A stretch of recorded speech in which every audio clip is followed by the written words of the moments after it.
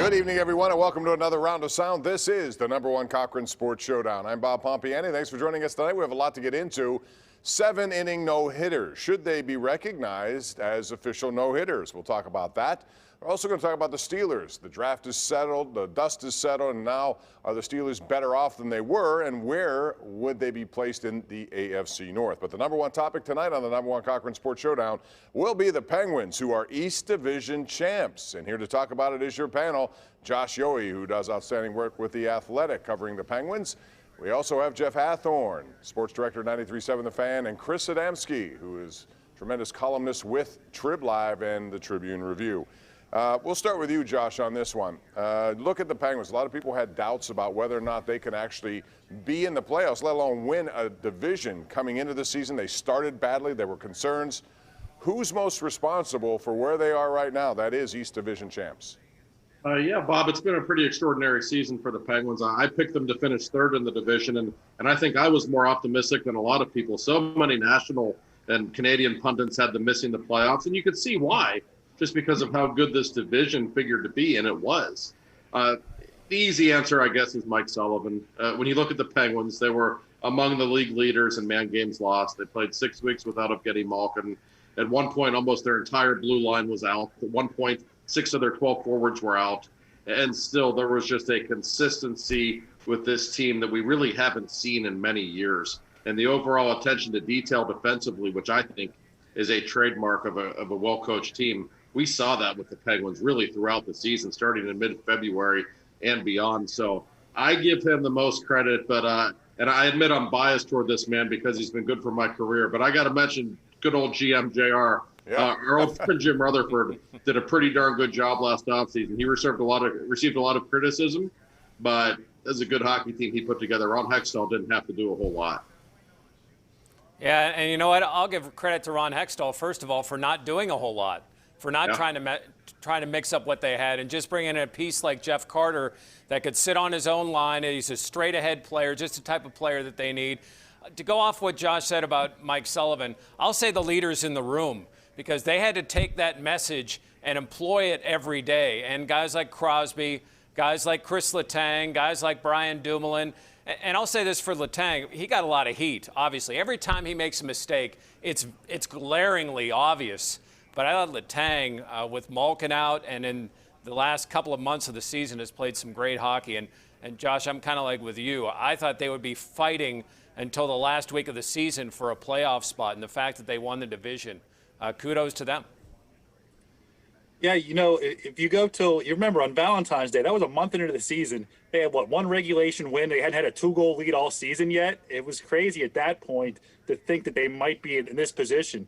I'm a lot like Josh. I thought maybe third or fourth place. The division, except for Philadelphia, pretty much played out exactly, other than Pittsburgh, the other 7 teams in the division, exactly how I thought. Really, Buffalo was going to be last, New Jersey second to last. The Rangers look like they make a late run because they're young and they're getting better and better. And then you have, legitimate cup contenders.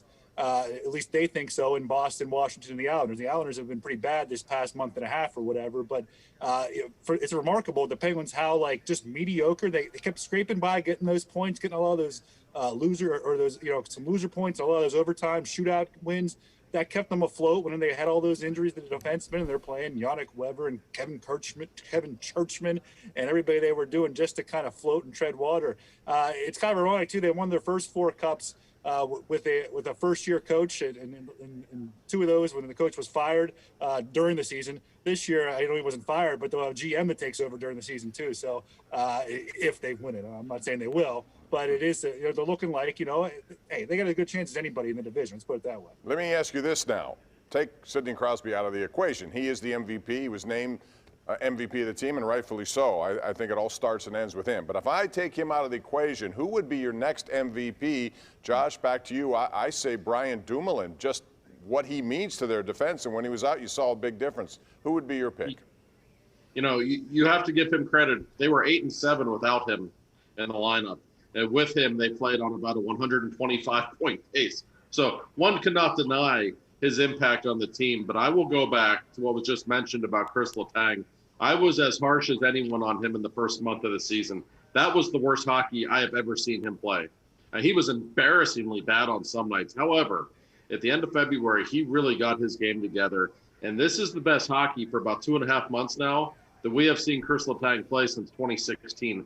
I always say that the Penguins go as he goes, and I truly believe that. And I know there's somebody watching right now saying, well, they won the Cup in 2017 without him. Well, yeah, they did. Good luck trying to do that again. I don't want to say they got lucky, but that was just a great team that somehow managed to pull that off. You'd much rather have him in the lineup, and he is playing at some kind of a high level right now. And Josh, those same people will tell you, though, oh, it's because of Brian Dumoulin. That's why Chris Letang. And there is something to be said for that and the impact Dumoulin has had. I'm going to go with Jake Gensel. He has become a noted goal scorer and a guy who year after year is becoming a very quality goal scorer in this league.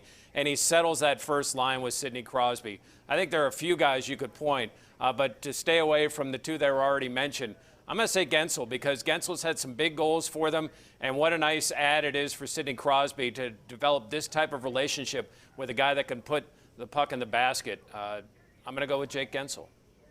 I like all three of you guys' choices. You can't go wrong with any of them. I'll go with the obvious choice that hasn't been mentioned yet. Other than maybe I'll throw a shout out here to Mike Matheson and Cody Ceci for coming in the first year and both kind of being reclamation projects in a way, and both really having coming in their own really in the second half of the season. But Brian Rust, you talked about Crosby, and he has now two wingers. Other than the Kunitz and Dupuis era, that he can count on, that are there, that play his game, that are durable. I think they played each one of those two played every game this season. But Brian Rust, I don't know if I've ever seen a guy that was a third line type of energy type player develop into a consistent goal scorer over multiple seasons like this in a long, long time. He went from a guy who was a nice complementary piece, a good player on cup winners that you thought, you put him, he could play in the top six. Yeah, definitely. But maybe he was your, I don't say weakest link, but kind of the complementary guy in your top six, let's put it that way. And now the guy is just legitimate goal scorer now. And it's not a small sample size. This is 2 seasons in a row that he's finishing, and he's really proved to be a perfect complement to Sidney Crosby. And I thought his 100th was unbelievable in that he blocked a shot at one end and then outraced Orlov, I believe it was, all the way in and made a move. That's something that you don't see too often from a guy who was, as you say, Chris, looked at as kind of a third-line guy, but it's going to be cha-ching at some point. He will cash in. We're going to continue this conversation when we come back. We're going to talk about which opponent is better for the Penguins in the first round, Boston or the Islanders, and what, if anything, can derail the Penguins in this postseason. We've seen it a couple years in a row. What would it be this year? That's coming up right here as we continue. It's the #1 Cochran Sports Showdown on KDKA-TV.